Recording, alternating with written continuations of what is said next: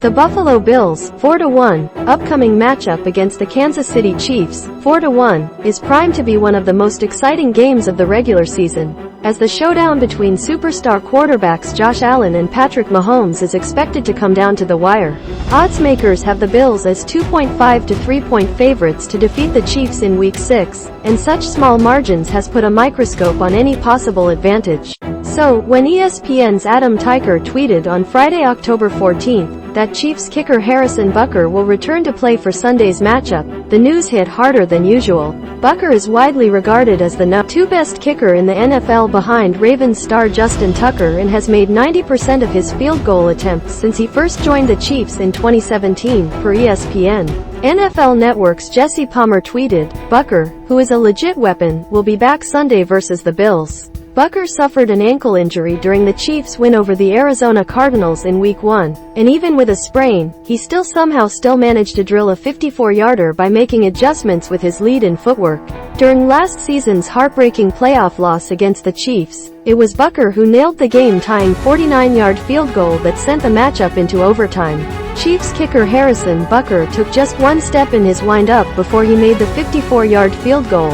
The Chiefs have struggled to find a suitable replacement while Butker's been out.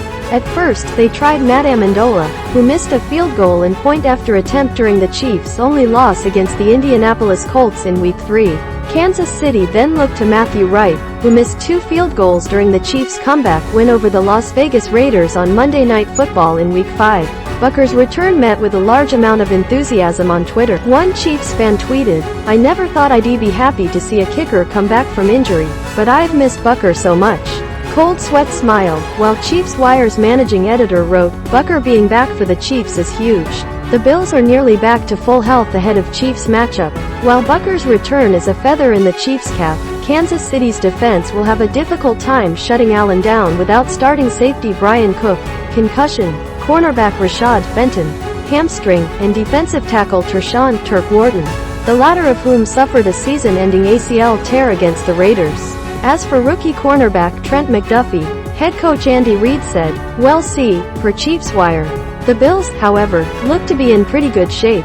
Friday's injury report revealed that the team is nearly back to full health after several weeks with key starters out on both offense and defense. The only player preemptively ruled for the Bills' road game against the Chiefs is backup wide receiver Jake Kumerow. All-pro safety Jordan Poyer will be back in the mix, as well as linebacker Tremaine Edmunds and cornerback Christian Benford. On offense, receiver Isaiah McKenzie is ready to go after suffering a concussion in Week 4, and tight end Dawson Knox returns after sitting out in Week 5 with a foot/hamstring injury.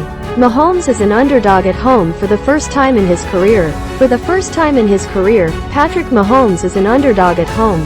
Heading into Week 6, having home field advantage isn't shifting the odds for the Chiefs. Mahomes, who was drafted 10th overall by Kansas City in 2017, and made his debut as the team's starting quarter in Week 17 of that year, has never been deemed the underdog while playing at Arrowhead, until now. According to Front Office Sports, Sunday's AFC showdown will be the first time the Chiefs star hasn't been the betting favorite at home. Overall, Mahomes is 3-1 against the Bills, including 2-0 in playoff games, and has a QBR rating of 84.2 against Buffalo, per ESPN. While Allen is 1-3 against the Chiefs, the win-loss stat doesn't do his offensive performance justice. During those 3 games, the 6'5", 237-pound quarterback threw 11 passing touchdowns and scored 1 rushing with just 2 interceptions.